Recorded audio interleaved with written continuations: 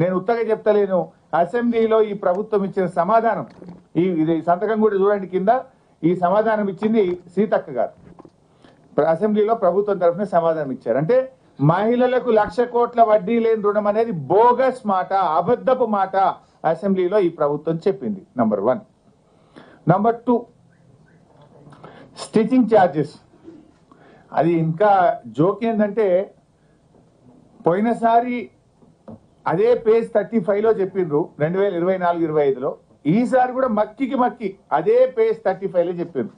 పోయిన అమలైందంటే కాలేదు. ఏంటిది ఇది?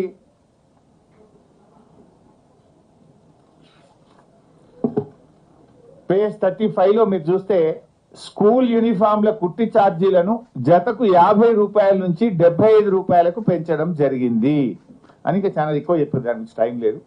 ఈసారి కూడా మీరు చూస్తే ఇది ఈ సంవత్సరం బడ్జెట్ బుక్. ఇందులో కూడా ఏం చెప్తారంటే స్వయం సహాయక సంఘాలకు పాఠశాల విద్యార్థులకు యూనిఫామ్లు కుట్టే బాధ్యత అప్పగిస్తూ కుట్టు ఛార్జీలను 75 రూపాయలకు పెంచడం జరిగింది. సేమ్ పేజ్ 35 మక్కి కొట్టిరే, మారం కూడా మారలే. అయితే దీంట్లో ఏముంది? నిజంగా 75 రూపాయలు ఇచ్చిండ్రా? ఇక ముఖ్యమంత్రి గారి స్పీచ్ కూడా మీరు ఈ మధ్య వినే ఉంటారు. గత ప్రభుత్వం ఉన్నప్పుడు 25 రూపాయలు ఇచ్చింది, మేము 75 చేసినామని చెప్పి ఆయన ఇంకింత అబద్ధం మాట్లాడు. ఓపెన్ స్పీచ్ ముఖ్యమంత్రి గారు బహిరంగ మీటింగ్లో చెప్పిండ్రు. నిజమేందంటే